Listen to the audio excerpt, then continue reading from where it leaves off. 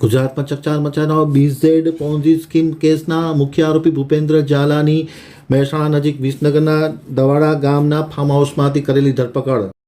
Gandhinagar આમતક news બ્યુરોમાંથી જે.કે. પટેલનો એક વિસ્તૃત એવા લાંબા સમયથી ફરાર આરોપીને મહેસાણા જિલ્લાના વિસનગર પાસેના દવડા ફાર્મ હાઉસમાંથી પકડી પાડવામાં આવ્યો છે. તેમની ધરપકડ કરવામાં આવી છે. પૂછતાછ ચાલુ છે. ભૂપેન્દ્ર ઝાલા છેલ્લા 1 માસથી ફરાર હતા. ટેકનિકલ સર્વેલન્સથી મહેસાણા જિલ્લામાં હોવાના એક અહેવાલ મળ્યા હતા. અહેવાલ મળતાની સાથે પરિક્ષિતા રાઠોડની સૂચના અનુસાર સીઆઈડી ક્રાઇમની ટીમના અધિકારી આર.એસ. પટેલ અને અશ્વિન પટેલની ટીમે તાત્કાલિક અસરથી ત્યાં દોડી જઈ વિસનગર નજીક દવાડા ગામ પાસેના એક ફાર્મ હાઉસમાંથી તેમને આબાદ ઝડપી લેવામાં આવ્યો હતો.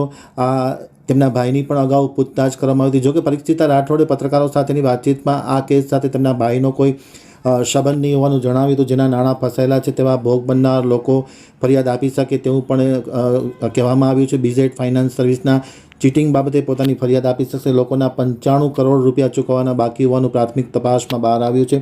અને સીઆઈડી ક્રાઇમ ભૂપેન્દ્ર ઝાલાની મિલકત પણ ટાંચમાં લઈને ભોગ બનનારને નાણાં પરત આવશે તેવું પણ કહેવામાં આવ્યું છે.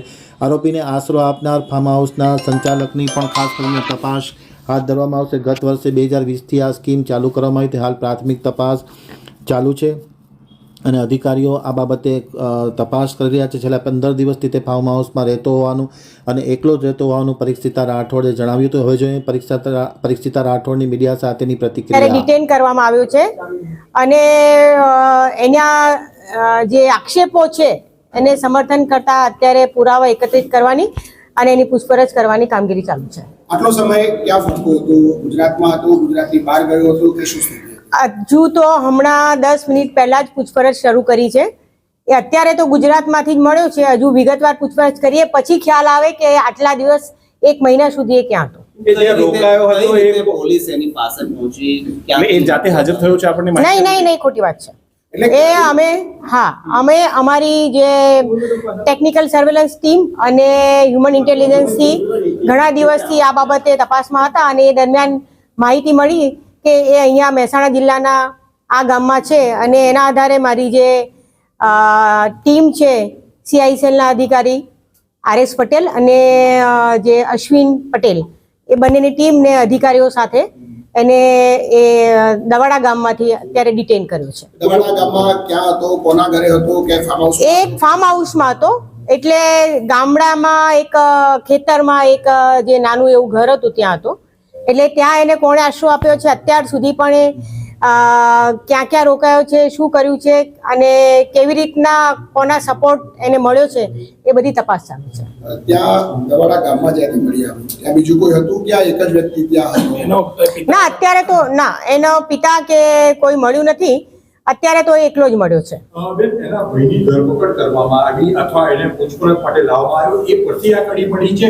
શું ઘટનાક્રમ આખો? ના, એના ભાઈને તો જે અમે પૂછપરછ માટે લાવ્યા હતા એના ભાઈનો હાલ સુધી તપાસમાં આરોપી તરીકેનો રોલ નથી, પણ એના ભાઈને પૂછપરછ માટે લાવેલા એ અલગ મેટર હતી અને આના માટેનું સર્વેલન્સ અલગ ચાલતું હતું ને જેના આધારે એને અત્યારે ડિટેન કરવામાં આવ્યો. સમયથી એ ત્યાં ફાર્મ હાઉસમાં રહેતો હતો એવું કઈ પ્રાથમિક એમને પૂછપરછમાં ખ્યાલ આવ્યો? એ છેલ્લા 15 દિવસથી હતું. કોર્ટમાં ક્યારે રજૂ કર્યું? હજુ એરેસ્ટ કરવાની કાર્યવાહી ચાલુ છે. भूपेंद्र झाला के काफ़ी टाइम से फरार था. उसको अरेस्ट करने के लिए हमारी सीआईडी क्राइम की पूरी टीम लगी हुई थी जिसमें ह्यूमन इंटेलिजेंस और टेक्निकल सर्वेलेंस के आधार पे आज उसको महसाना के जो गांव है दवाड़ा वहाँ से एक छोटे से खेतर यानी छोटा सा फार्म हाउस जैसा था वहाँ से हमने आज उसको डिटेन किया हुआ है. સર, આ જે આરોપી હવે પકડાયો છે, આપણે લોકોને કહેતા હતા કે ફરિયાદ કરવા માટે આવો, લોકોને અરજદારોને કહેતા હતા. અત્યારે જેની ધરપકડ થઈ છે તો એ ફરિયાદ લેવાની પ્રક્રિયા હજુ પણ ચાલુ રહેશે? श्योर. हवे जे पण फरियादी जो भी फरियादी हमारे पास आएंगे उसके लिए हम एफआईआर दर्ज करने के लिए तैयार है. और मीडिया के माध्यम से मैं ये भी कहना चाहती हूँ कि अभी जिसको भी जहाँ भी इसके साथ इसके सामने कंप्लेन करनी हो तो ये सीआईडी क्राइम की ईओडब्ल्यू की ऑफिस में आ सकते हैं. ગુજરાતીમાં મેડમ, ગુજરાતીમાં જે આપણા જે બીજા અરજદારો છે જે પણ અરજદારો જે પણ વ્યક્તિઓ સાથે તેઓને મારી મીડિયાના માધ્યમથી અપીલ છે કે તેઓ EOW ની જે ગાંધીનગરમાં ઓફિસ આવી છે ત્યાં આવીને પોતાની રજૂઆત, પોતાની અરજી, પોતાની ફરિયાદ કરી શકે છે. બીજો સવાલ એ છે કે ભૂપેન્દ્રસિંહ જ્યારે એના એજન્ટો પણ પહેલા પકડાયા છે, બાકીના એજન્ટો ફરાર છે, તો એજન્ટોને સાથે રાખીને એની પૂછપરછ કરવામાં આવે કે નાણાકીય વ્યવહારો શું હતા અત્યાર સુધીમાં, કઈ રીતે લોકો પાસેથી નાણાં જે છે તે લેવામાં આવતા હતા અને લોકોને પૈસા કઈ રીતે આપતા હતા, કારણ કે આજે પણ વિગતો આવી છે કે ઓન પેપર 95 કરોડ રૂપિયા એના બાકી બોલે છે. હા, એ તપાસમાં નીકળ્યું છે કે એના 95 કરોડ રૂપિયા આપવાના બાકી છે, પરંતુ મેં તમને કહ્યું પ્રમાણે બહુ જ પ્રાઇમા ફેસી સ્ટેજ પર અત્યારે તપાસ અમે કરીએ છીએ અને જે પણ તપાસમાં નીકળશે પછી અમને આગળ પણ વિગતવાર તમને જાણ કરીશું. એજન્ટો સાથે રાખીને તપાસ કરીશું આપણે. Yes yes sure.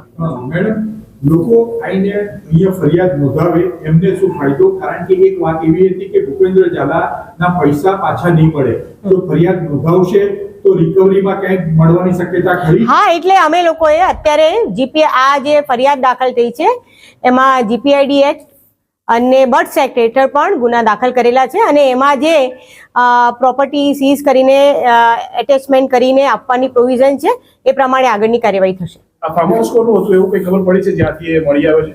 ના, ચોક્કસ હજુ કોઈ ખ્યાલ રાજકીય આગેવાન ના એવી કોઈ માહિતી નથી. અત્યાર સુધી અમારી પાસે કોઈ એવા ફરિયાદી નથી આવ્યા કે જે બેઝ ઉપર આખું જે વિષય છે કે એમાં છેતરપિંડી થઈ છે કે પૈસા નથી મળ્યા.